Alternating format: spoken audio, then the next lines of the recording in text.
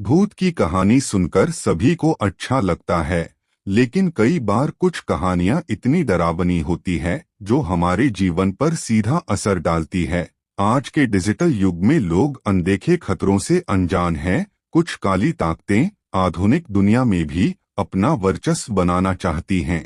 Web trap इसी पर आधारित एक रूहानी घटना है। इंजीनियरिंग कॉलेज में करण नाम का एक लड़का पढ़ता था। वह कंप्यूटर सॉफ्टवेयर की शिक्षा ग्रहण कर रहा था, लेकिन उसे कंप्यूटर से संबंधित भाषाओं को समझने में परेशानी होती थी, जिसकी वजह से वह अपनी कक्षा में सबसे कमजोर विद्यार्थी कहलाता था। करण अपनी जिंदगी से निराश हो चुका था। एक दिन करण क्लास में जल्दी पहुंच जाता है और क्लास में अकेला बैठा अपनी किताब पढ़ रहा होता है। तभी क्लास में कुछ लड़के करण को अकेला पाकर परेशान करने लगते हैं।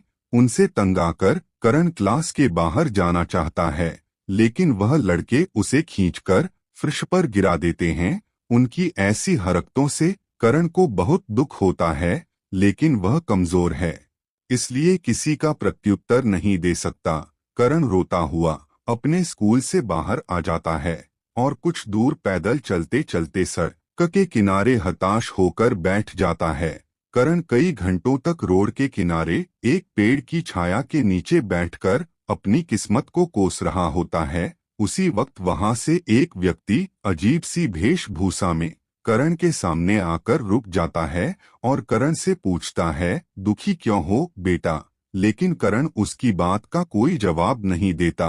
वह व्यक्ति अपनी पोटली से एक लिफाफा निकालकर करण के हाथ में दे देता है और कहता है, जा बेटा, अब दुनिया तेरे कब्जे में होगी, और वहां से चला जाता है।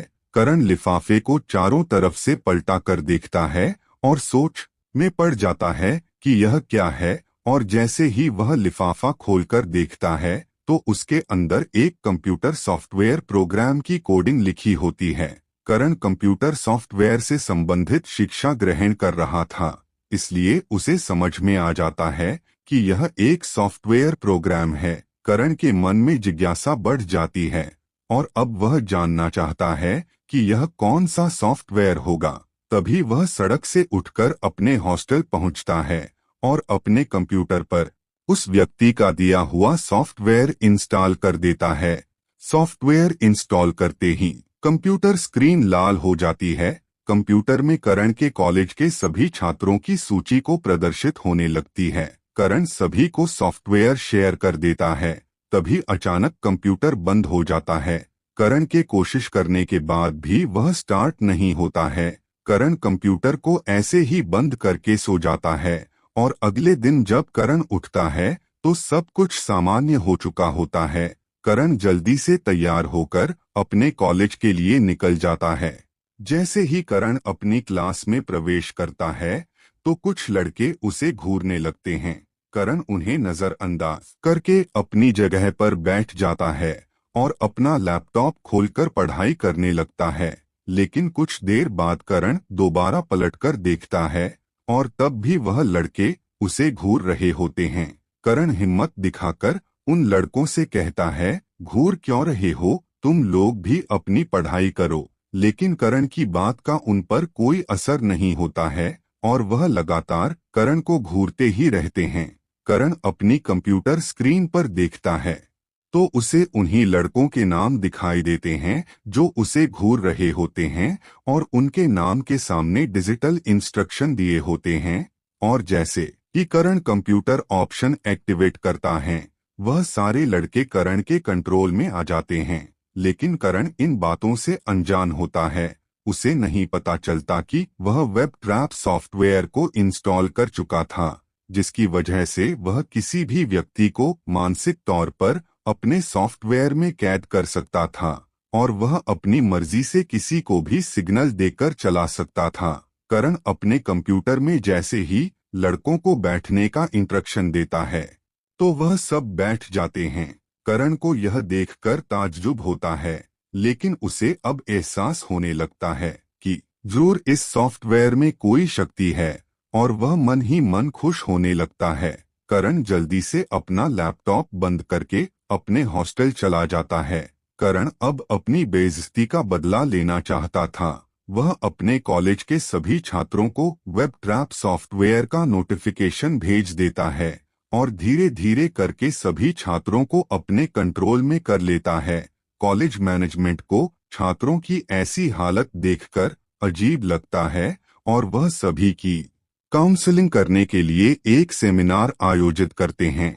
करण भी सेमिनार में पहुंचता है, लेकिन उसे अब अपनी ताकत पता चल चुकी थी और वह सभी को परेशान करने के लिए सेमिनार पहुंचा होता है। करण अपना लैपटॉप खोलकर सॉफ्टवेयर एक्टिव कर देता है और एक एक करके सभी छात्रों को अजीब अजीब इंस्ट्रक्शन देने लगता है, जिसकी वजह से सेमिनार का माहौल खराब हो जाता है और सभी छात्र एक दूसरे से लड़ने लग जाते हैं। करण को यह सब देखकर बहुत मजा आ रहा होता है। अब धीरे धीरे करण का दिमाग शैतानी होता जाता है और अब वह आपराधिक गतिविधियों को अंजाम देने का मन बना लेता है। करण के स्वभाव में परिवर्तन आने की वजह से सॉफ्टवेयर में भी बदलाव आ जाते हैं।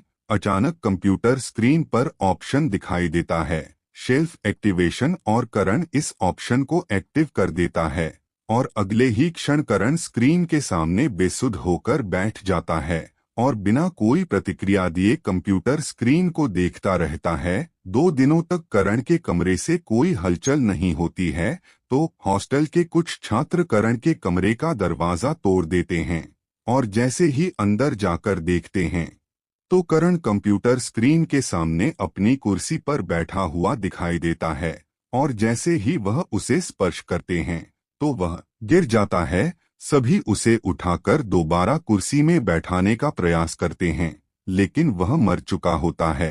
दरअसल 2 दिनों से वह बिना कुछ खाए पिए लगातार एक ही स्थिति में बैठे रहने की वजह से रक्त प्रवाह रुक चुका था और इस वजह से उसकी मौत हो जाती है और करण के साथ सॉफ्टवेयर का रहस्य भी दफन हो जाता है। तो साथियों, आज की हमारी यह स्टोरी यहीं पर कंप्लीट होती है और मुझे पूरा यकीन है कि यह स्टोरी आपको काफी पसंद आई होगी, क्योंकि इस स्टोरी में कई सारे मोड़ थे और स्टोरी में सस्पेंस काफी और कॉमेडी भरी हुई थी।